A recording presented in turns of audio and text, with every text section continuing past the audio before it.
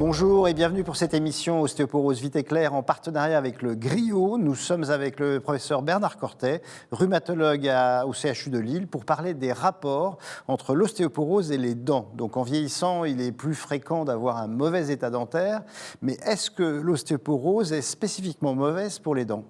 Alors on dispose de quelques données qui montrent qu'il y a un certain parallélisme entre la probabilité d'avoir une ostéoporose et la perte des dents. Alors c'est une évaluation qui est un petit peu grossière, mais en fait je pense que la plus grande problématique, elle vient par rapport à certains traitements, singulièrement les bisphosphonates, qui peuvent de manière exceptionnelle entraîner une complication grave qui s'appelle l'ostéonécrose de la mâchoire, dont la fréquence est heureusement peu importante, 1 cas sur 10 000, et qui nécessite préalablement d'effectuer un bilan bucco-dentaire. Il y a parfois un petit peu une confusion dans l'esprit des patients et qui pensent finalement que les traitements de l'ostéoporose peuvent être dommageables pour les dents, ce qui bien évidemment n'est pas le cas.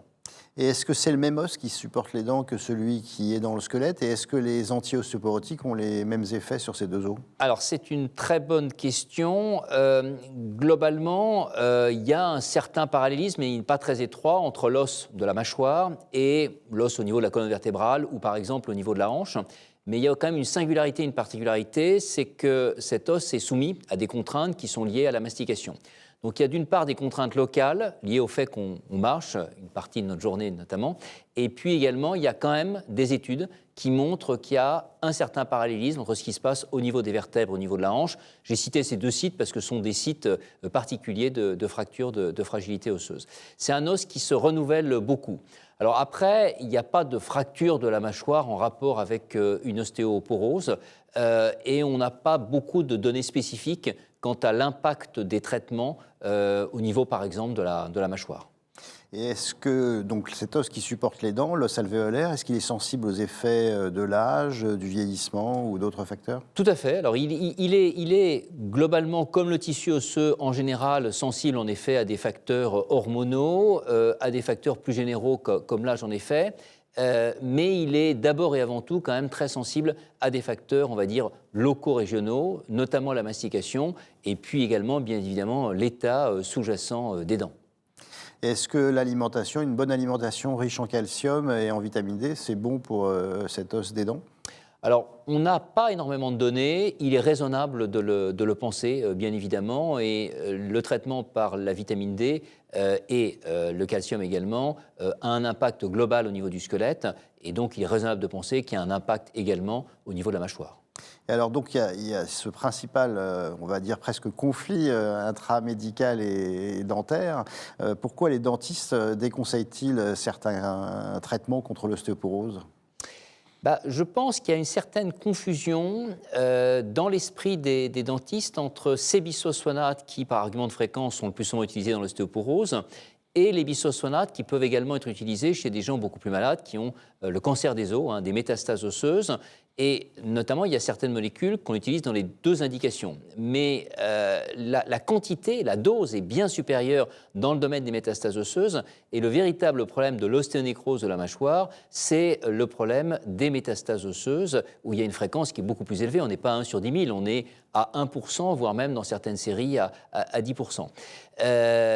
Par ailleurs, on peut tout à fait, sous bisphosphonate au cours de l'ostéoporose, effectuer des extractions dentaires, mais en pratique, assez fréquemment, les dentistes estiment que c'est trop dangereux, ou etc.